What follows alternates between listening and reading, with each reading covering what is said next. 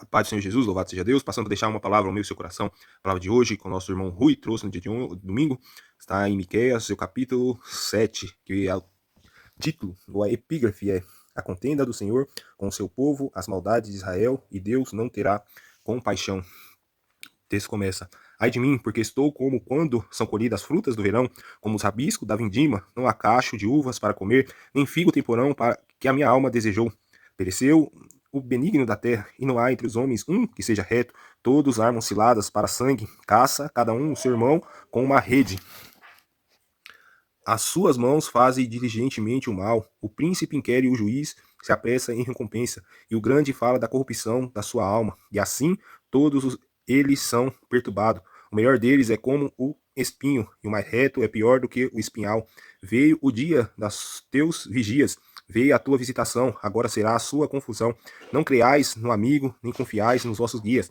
Daquele que repousa no teu seio, guarda as portas da tua boca, porque o filho despreza o pai, a filha se levanta contra sua mãe, a nora contra sua sogra, o inimigo dos homens são da sua própria casa. Eu, porém, esperarei no Senhor e esperarei no Deus da minha salvação. O meu Deus me ouvirá. Glória a Deus.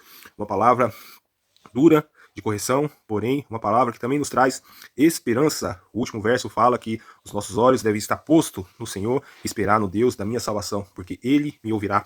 O livro de Miqueias é repartido em 3 partes. A primeira parte, Miqueias, ele exorta o povo, ele chama o povo, ele expõe o pecado do povo, ele recrimina o povo, porque estava moral e eticamente corrompido. Então ele expõe o pecado do povo, a idolatria, o orgulho, a opressão entre os pobres e a sua soberba, a sua avareza, a sua corrupção, imoralidade, os líderes dando mau testemunho, os líderes acertando suborno para julgar, uma religião falsa, uma religião vazia, uma religião hipócrita. Então Deus usa o profeta Miqueias para repreender o povo. Fala para o povo que se voltar de novo à aliança, se voltar de novo a Deus, porém o povo não o escuta. A segunda parte é: já que vocês não me escutaram, já que não ouviram a advertência do Senhor, o Senhor sobrevirá sobre vós a ira, o castigo. Então ele fala sobre o castigo divino por decorrência do pecado de Israel. O profeta ele profetiza em Israel e também em Judá. Samaria, capital de Israel, e Jerusalém, a capital de Judá. Então ele profetiza para essas duas nações e elas não ouvem a advertência de Deus. Deus permite primeiro Israel ser levada cativa e agora vem sobre Judá a decorrência dessa desobediência. A terceira parte é uma promessa do que? Da restauração.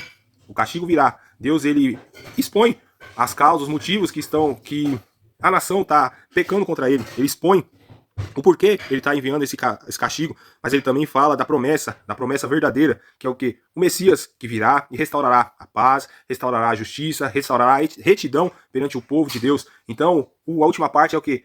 Buscando o povo de volta as promessas do Senhor, buscando o povo de volta a aliança com o Senhor, buscando o povo de volta ao que? A estarem no centro da vontade do Senhor. O profeta, ele começa o capítulo 7 falando: ai de mim. Por quê? Porque ele está vendo a situação que está aquela nação, está o povo que ele também está passando. Ele fala: nós estamos como o resto da feira, nós estamos só o bagaço, nós estamos mal. Eu desejei comer uva, porém não tinha uva, não tinha figo. Então ele fala o quê? Da condição que eles estavam vivendo naquela situação. E ele fala: nós estamos mal. A nossa geração está mal, a nossa geração está enferma, a nossa geração está precisando de uma cura, de uma restauração. Nós estamos ruim perante o nosso Deus. Então ele fala que sobre a corrupção da sua sociedade, sobre a violência, sobre a desonestidade, sobre a família. Ele fala que os inimigos seriam o quê? Da sua própria família, da sua própria casa. Por quê? Porque o amor está esfriando, porque o amor está escasso, porque as pessoas estão se voltando para o mal. E a família e também os líderes não estão olhando pelos pobres, não estão olhando pelas viúvas, os líderes estão olhando só para si mesmo, estão julgando em troca de salário, em troca de suborno. Ele está condenando essa situação, ele está condenando a situação moral da sua geração. E ele fala assim: mas mesmo a geração estando corrompida, estando mal, estando enferma, nós devemos estar olhando para Deus, estar olhando para o Deus da nossa salvação. Então ele vai e aí volta essa geração para o quê? Para se voltar a Deus. Ele fala: porém, os meus olhos estão postos, estão fitos, estão voltados ao Senhor, o Senhor da minha salvação, pois ele me ouvirá.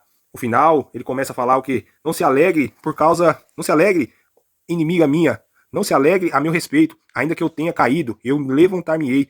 Se morar nas trevas, o Senhor será a minha luz. Então ele põe a sua confiança em quem? Em Deus.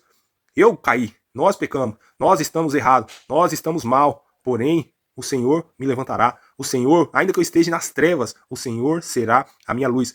Nós lembramos, irmãos, da oração de Salomão, quando ele orou na construção do templo. Ele ora ao Senhor e fala: quando o povo pecar, e não há quem não peque perante o Senhor, e o Senhor permitir que os inimigos venham contra nós, nos leve cativo, quando o Senhor reter os céus e não houver chuva sobre o seu povo, quando o Senhor permitir gafanhotos e peste contra a nossa nação, e o povo se lembrar do Senhor e se voltar ao templo do Senhor e orar ao Senhor, o que o Senhor fará? E o Senhor responde: se o meu povo que se chama pelo meu nome se humilhar, orar, buscar a minha face e se converter do teu mau caminho, então eu ouvirei do céu, derramarei, sararei as suas feridas e sararei a tua terra. Então Deus, ele tem uma promessa: se o povo voltar para mim, eu me volto para ele. O final do livro de Miqueias, ele fala que Deus me tornará, Deus ele me